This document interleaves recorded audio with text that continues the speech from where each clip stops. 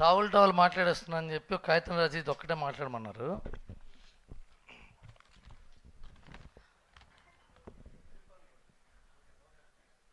పాపం ప్రతాప్ ఒక out and out entertainer. I swear teaser ముందు నుంచే చక్కటి వైబ్ వచ్చింది సినిమాకి. వైబ్ వచ్చిందా? వైబ్. ఇప్పుడు మొత్తం ఇలాంటి సినిమా తిరువీరు లాంటి టాలెంటెడ్ యాక్టర్ చేయడం, టాలెంటెడ్ యాక్టర్ పట్టడం చాలా హ్యాపీగా ఉంది. ఈ సినిమాకి ట్రేడ్లో ఉన్న క్రేజ్ చూస్తుంటే పిచ్చెక్కిపోతుంది. ఐఎమ్ నాట్ జోకింగ్, నిజంగానే. అసలు ఈ సినిమా ఎలా తీశారో తెలియదు, కానీ ఏం తీశారో తెలియదు, కానీ ఈ సినిమా రీమేక్ రైట్స్ ఇప్పించమని ప్రతి ఇండస్ట్రీ నుంచి నాకు ఫోన్లు, కాల్స్, ఒకటే గొడవ. టైటిల్ రిజిస్ట్రేషన్ చేసుకున్నాను సార్, జస్ట్ మీరు రైట్స్ ఇప్పిస్తే చాలంటున్నారయ్యా. ఇప్పుడు ఈ సినిమాకి తమిళ్లో పావం ప్రతాపన్ అని పెట్టారు ఆల్రెడీ పేరు, హిందీలో అయ్యో ప్రతాప్ అని పెట్టారు, మలయాళంలో పావం ప్రతాపయం అని పెట్టారు, కన్నడలో పాపమో ప్రతాపయో అని పెట్టారు. మరి పాపమో తెలియదు, సరే. మన ఈటీవీ వాళ్ళు రిలీజ్ చేసిన తర్వాత అమ్మితే ఎక్కువ వస్తుందని తెలుసుగా. ఇంక ఈటీవీ వాళ్ళ సంగతి టైట్గా సూపర్ హిట్ బ్లాక్ బస్టర్లు కొడుతుంటారు, వాళ్ళ స్ట్రాటజీ వేరేగా ఉంటుంది. ఒకవేళ ఈ సినిమా రైట్స్ రీమేక్ రైట్స్ అమ్మితే మాత్రం ఈటీవీ వాళ్ళందరూ చేతులు ఎత్తండమ్మా, ఈ రీమేక్ రైట్స్కి కో ప్రొడ్యూసర్ నేనే అవుతా, ఓకేనా? ఇకపోతే నా సోదరు నేను చెప్పుకుంటా. అల్లరి నరేష్ గారు ఏ సినిమాకి ఫంక్షన్కి వచ్చినా చాలా మంచి శకునం. నాని గారి స్టార్టింగ్లో, మనోజ్ మంచు గారి స్టార్టింగ్లో, వరుణ్ సందేశ్, అందరికీ ఆయన చాలా మంచిగా ఫ్రెండ్లీగా ఉంటే, అందరితో క్లోజ్గా ఉంటే అందరిని ఎంకరేజ్ చేసేవారు ఆయన. ఇవాళ తిరువూరు ఫంక్షన్ రావటం తిరువూరికి చాలా మంచి శకునం ఇది. థ్యాంక్ యూ నరేష్ గారు, మీరు అడగంగానే వచ్చారు, థ్యాంక్ యూ సో మచ్. ఇకపోతే తిరువీరు పాపం ప్రతాప్ అనే టైటిల్ పెట్టాడు, కానీ నిజంగానే అతని జీవితం పాపం. చాలా కష్టపడి అతని కష్టాలతో బయోపిక్ తీయచ్చు ఈటీవీ వినవాళ్ళు. అన్ని కష్టాలు పడ్డాడు అబ్బాయి. అలాంటి అతను ఇంతకుముందు గ్రేట్ ప్రీ వెడ్డింగ్ షో చేసినప్పుడు పబ్లిసిటీకి ఎవరిని అడగాలో తెలియదు కూడా అతనికి, అవునా కదా?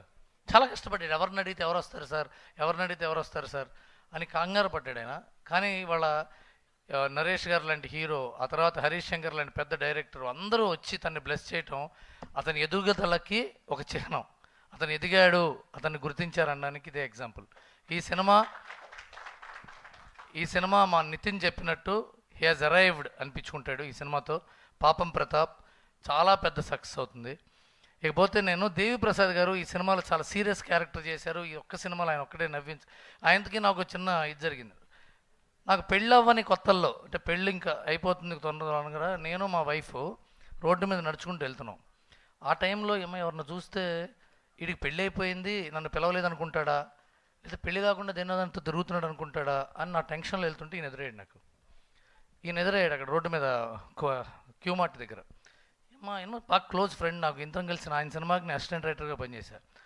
మా వైఫ్ ఎవరైనా అంటుంది, నేను చెప్తాలే, నేను మేనేజ్ చేస్తానని చెప్పి వెళ్ళి ఈయన అసలు మమ్మల్ని మా ఆమెను పట్టించుకోవాలా నుంచుని ఆయన ఆ రోజున అంతకు ముందు రోజులు జరిగిన కబుర్లు, సినిమా ఇండస్ట్రీ కబుర్లు చెప్తూ ఉంటే 7:30కి రోడ్డు మీద కబుర్లు చెప్పాం, 9:30 దాకా నవ్వించాడు. అసలు మా ఆవిడని ఎవరో అనే విషయం మర్చిపోయి నవ్వి కడుపు చెక్కలైపోయి నవ్వించాడు.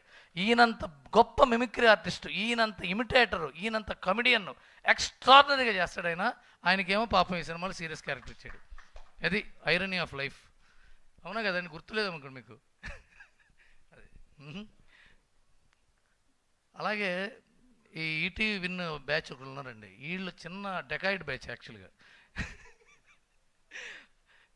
సినిమా చిన్న సినిమా అండి, చిన్న సినిమా స్టార్ట్ చేస్తున్నాం, ఇది చిన్న వాళ్ళతో, ఇతను ప్రొడ్యూసరు అని మొదలు పెడతారు. చివరికి అది ల్యాండ్ అయ్యేటప్పటికి ఒక లిటిల్ హార్ట్స్ అవ్వటం, ఒక అనగనగా అవ్వటం, ఒక రాజు వెడ్స్ రాంబాయ్ అవ్వటం, రేపు పాపం ప్రతాప్ అవ్వటం అవుతుంటుంది. చాలా సాఫ్ట్గా, అంటే గ్రౌండెడ్ పీపుల్ అనిపించుకోవడానికి అది ఈటీవీ సంస్కారం. అది ట్రైన్డ్ బాపినేడి గారి సంస్కారం, ఆ ఫిలాసఫీ. అది ఎంత పెద్ద ఎత్తుకు ఎదిగినా, ఎన్ని సక్సెస్లు కొట్టినా మళ్ళీ మొదటి నుంచి మొదలు పెట్టాలి, మళ్ళీ పునాదుల నుంచి సినిమాను మొదలు పెట్టాలనే తరహా మనుషులు. వాళ్ళకి ఎప్పుడు సక్సెస్ రావాలి, వాళ్ళకి సక్సెస్ కొట్టాలి. ఇకపోతే నరేష్ ఇందాక ఎస్పి దుర్గా నరేష్ మా పక్కనే ఉంటే నేను ఏదో జోక్ మాట్లాడుకుంటున్నాం, మైక్లో చెప్పలేని జోక్. వెంటనే అతను కనెక్ట్ అయ్యి గట్టిగా నవ్వి, మా ఊళ్ళో కూడా ఇలాగే చేస్తారు సార్, మా ఊళ్ళో కూడా ఇలాగే చేస్తారు సార్ అన్న. దారుణమైన జోక్ కాదు అది, దారుణ జోకు మంచి జోకులు ఉండవు బ్రదర్. చెప్పుకునే జోకు, చెప్పుకోలేని జోకులు ఉంటాయి. అది అంటే అందరూ చూసాం కానీ చెప్పుకోలేని జోకు, అందరూ చూసేదే. అంటే ఎందుకు చెప్తున్నానంటే ఆ జోక్ కనెక్టెడ్ అంటే ఇతనికి ఎంత సెన్స్ ఆఫ్ హ్యూమర్ ఉంది, ఎంత చూసాడు లైఫ్లో అని అర్థమైపోయింది. ఇతను చాలా పెద్ద సక్సెస్ కొడతాడు. మీ అమ్మ నాన్న పేరుకి నిలబెడతావు. God bless you. All the best, all the best Radhakrishna garu. ఈ సినిమాతో మళ్ళీ ఇంకో గోదావరి లాంటి పాట మాకు ఇస్తారని బెస్ట్ చేసుకుంటున్నాను. God bless you sir. All the best Papam Pratap. Watch in theatres from 17th April. 99 రూపాయలు మాత్రమే. థ్యాంక్ యూ రవి గారు, థ్యాంక్ యూ సో మచ్. ఈయన ఉన్నాడండి,